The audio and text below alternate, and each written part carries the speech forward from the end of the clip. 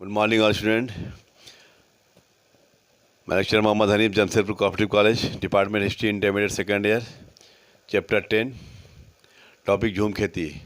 आदिवासी एक स्थान पर खेती करते थे, फसल प्राप्त करने के उपरांत दूसरे स्थान पर चले जाते थे और फिर वहाँ से खेती करते थे और फिर वहाँ से निकल जाते थे।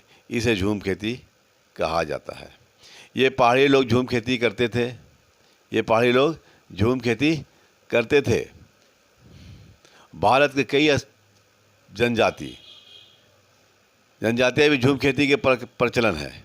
भारत में भी कई जनजातियाँ में झूम खेती का प्रचलित है। इसके तहत आसपास की ज़मीन को जलाकर ये लोग या भूमि को जलाकर साफ कर देते थे और खाद के लिए उसके राख का प्रयोग करते थे। ये कुछ जो है उपज भी करते थे, जैसे दाल हुआ, ज्वार, बाजरा आदि फसलों का रूप में पैदा कर लेते थे।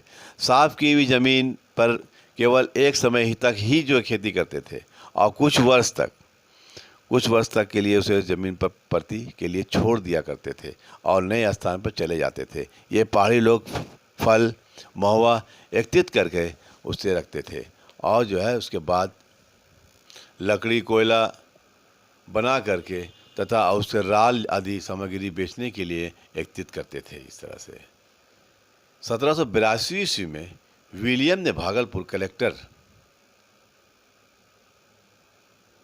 के निमंत्रण पर जंगलों तथा महलों पर भ्रमण किया और उसने देखा कि बड़े बड़े सुंदर प्राकृतिक है।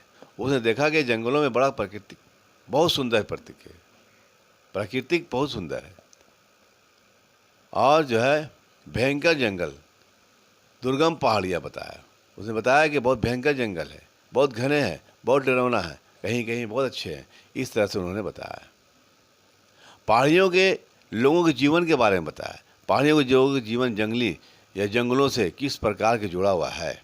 ये पहाड़ियाँ मतलब पहाड़ियाँ के जो लोग रहते थे उसे पहाड़ियाँ कहते थे। बाहरी लोगों को अपने क्षेत्र में प्रवेश करने से विरोध करते थे वो, क्योंकि ये समझते थे कि ये भूमि हमारा अपना है। आसपास के लड़ाई झगड़ा ना हो, इसके लिए एक मुखिया रखते थे। ये लोगों का एक मुखिया होता था जो आपस में लड़ाई झगड़ा ना हो, आसपास में जो है कोई लड़ाई झगड़ा ना करे और जो है आपस में वातावरण को सही रखे। अगर कोई युद्ध करता है उसके नेतृत्व भी ये मुखिया करता था। इसलिए मैदानी भागों में जमींदार तथा लूट के आक्रमण के बचने के लिए इन्हें नियमित किया जा सकता था। व्यापारी जो थे उस जंगलों से जाना था उनको व्यापार करने। उस जंगलों से व्यापारियों को जाना था, तो इसके आवाज़ में जो है उस पहाड़ियों के उस जंगलों से रास्ते से गुजरना पड़ता था। तो इसलिए जो है इन पहाड़ियों को, इन लोगों को जो है कुछ व्यापारिक राशि जो है इनको दिया जाता था। 18वीं शताब्दी के अंतिम दशकों के अंग्रेजी अधिकारियों ने राजस्व के साधनों में वृद्धि करने के लिए अस्थायी कृषि का विस्तार आरंभ कर दिया। इसकी सीमाएं पूर्वी भारत तक फैलने लगी। जमींदार के प्रति भूमि को धान की पैदावार की खेती की परिवर्तित कर दिया। अब जो है कर जब बढ़ गया तो जमींदारों के जो है प्रति जमीन जंगलों की तरफ बढ़ने लगे ये लोग, ताकि हम लोग खेती से उपज करें और उसको कर दिया जाए, उसको टैक्स दिया जाए।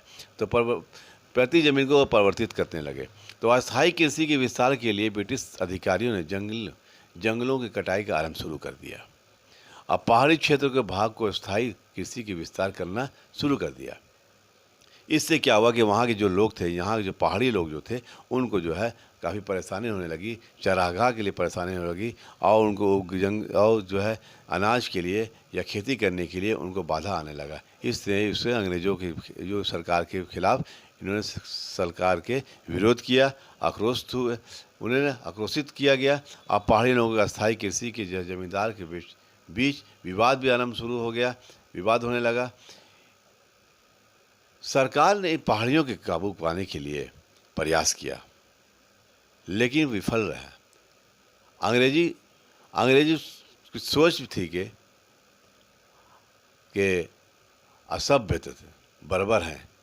अंग्रेज सोचते थे कि ये लोग ख़त्म कर दिया जाए, अंत कर दिया जाए, लेकिन ये पहाड़ी लोग जो है नहीं मान रहे थे। 1770 ईस्वी के दशक में अंग्रेजी अधिकारी ने उनका क्रूरता का दमन किया। अंग्रेजी अधिकारियों ने उनका दमन किया, क्रूरता का दमन किया। लेकिन 1780 ईस्वी में भागलपुर के कलेक्टर अगस्टिस कैलिवलैंडेन की पहाड़ियों के मुखियाओं को एक नीति प्रस्ताव किया। एक नीति बताया गया कि तुम लोग जो है वार्षिक भत्ता दिया जाएगा और उसके बदले में अपने लोगों को कहो कि हमें जो है तंग ना करें, आप नियंत्रण रखें, लूट मार ना करें, लड़ाई झगड़ा ना करें। इस तरह का जो है एक मुआहदा किया गया, एक स्वीकार किया गया कि हर समुदाय को अपना अपना पद दिया जाएगा। इस तरह से हम यहाँ चैप्टर ख़त्म करेंगे। धन्यवाद।